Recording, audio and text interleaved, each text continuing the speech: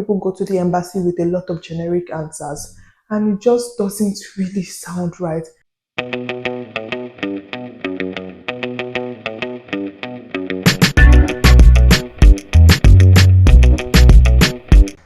Hi, beautiful people. Welcome back to the channel. My name is Ayoola. If you're seeing this video for the very first time, welcome.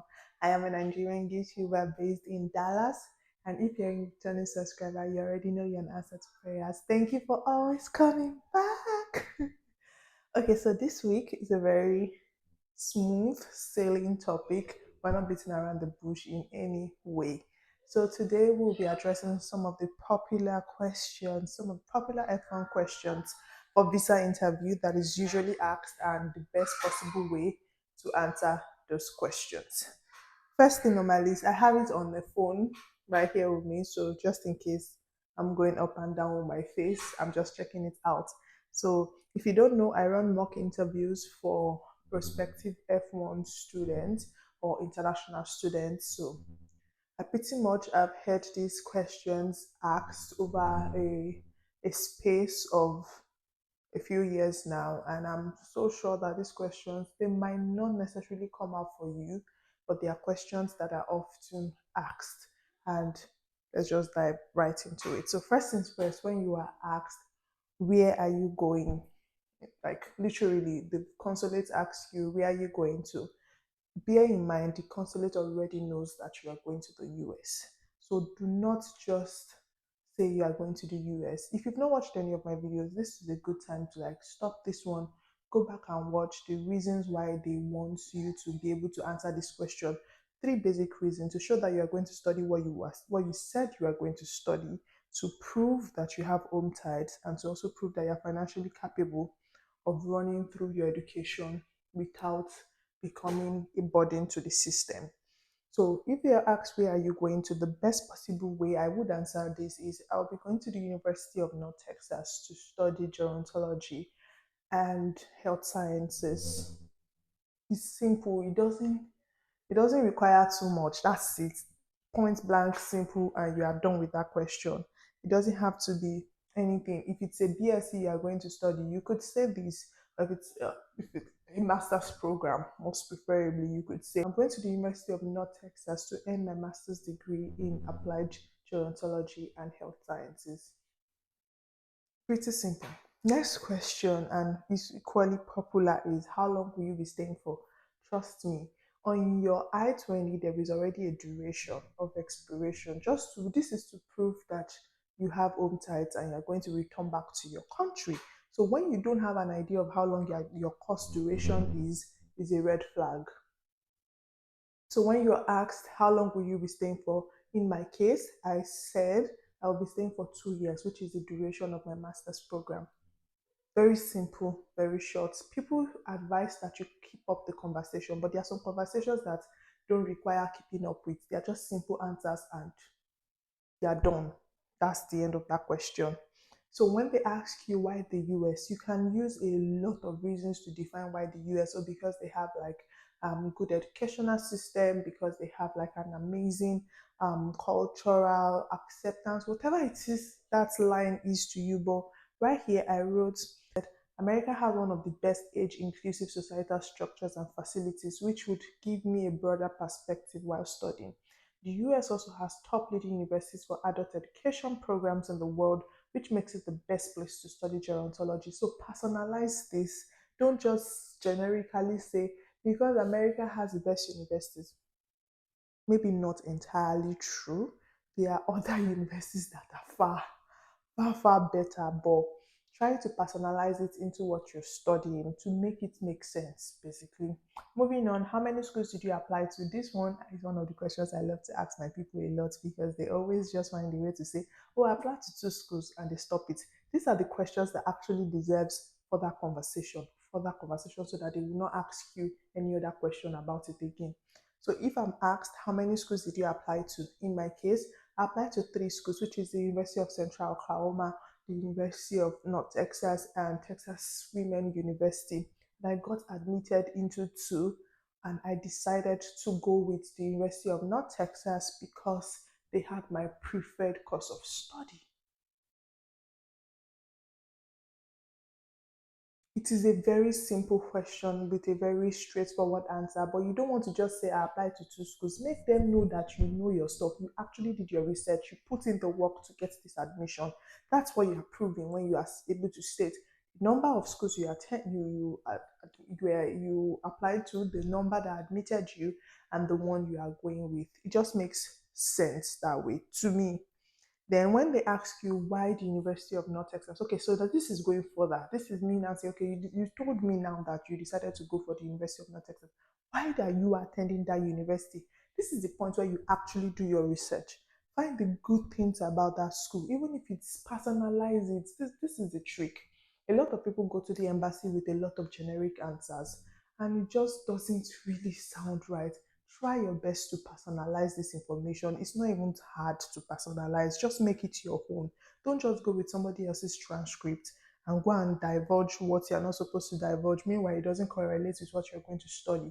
So if somebody asks me why University of North Texas, I could go on and on about how the professors are amazing, how I received like very well, good reception, and I could even go further if I have a scholarship from them and say, oh, I also got this huge merit based award scholarship. Like, personalize this information. Right here, I wrote, aside the long standing years of academic excellence in my school, emphasis, my school.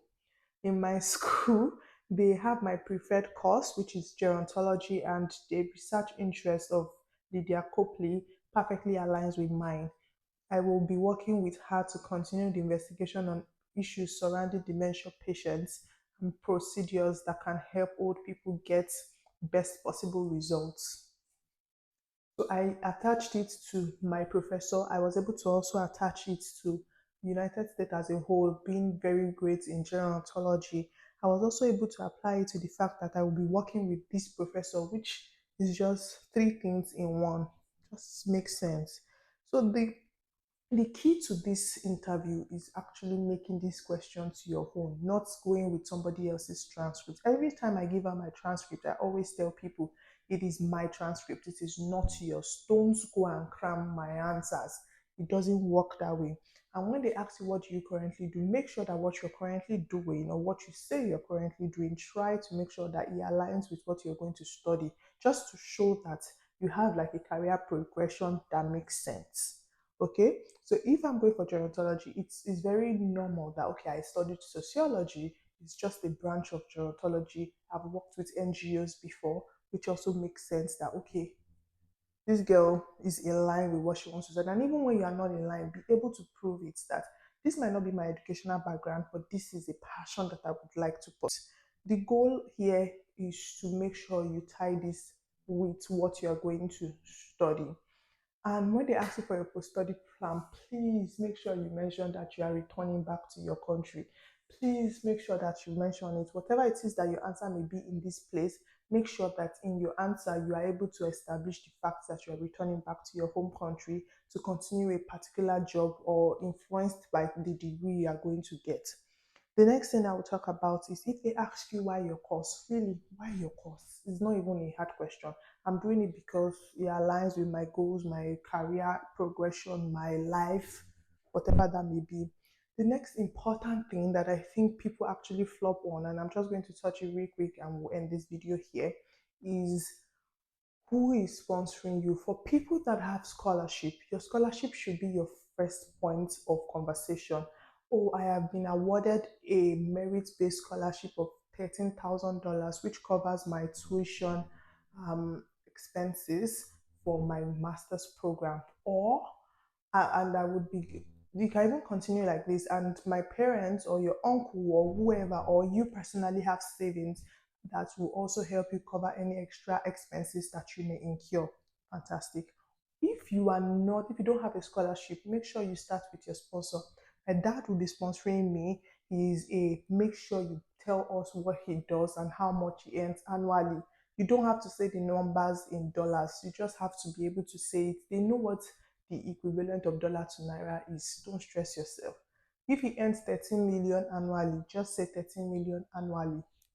It's fine. Just make sure that whatever it is you're saying correlates. You can't tell me that a shoe cobbler or let's not, I'm not downplaying anything. My dad was a policeman I can't say that my dad is a policeman and I'm saying he earns 300 million annually. That doesn't make sense. So make sure that whatever job the person is doing totally aligns with the amount you say the person is earning. So the key to acing F1 visa interview is God. First of all, is God, is your confidence, and is also you being able to answer the questions that you are asked and not the questions that you are not asked. Another question is, did you write an exam for this program? Did you write an exam to be admitted to this program? And a lot of people like to say no, especially when they wrote an exam, but they didn't exactly use that exam to get the admission. You wrote an exam, that's all that matters. Nobody's going to find out if you used it to get the admission or not. It just shows that you worked for that admission. It gives you a certain level of credibility that not writing an exam might not give you. I'm not saying when you don't write an exam, you won't go in. I didn't use any of my exams to get admission. However, it's okay to state it and take a proof of it along with you. And when you're stating it, also state the scores you have in this exam. I hope with this few point of mine, I've been able to tell you that personalizing your transcript is very important in this entire process. I wish you all the best in your F1 visa interview journey, and I hope that you've learned a few things or a few tips on how to answer these questions. If you have anything to add or anything I didn't say, or you want to ask answers to a particular set of questions, please leave it in the comment section and I will do my best to attend to them in due time. Thank you so much for watching. I love you. Don't forget to like, share, and subscribe. See you on Saturday. Okay? Bye. Love you.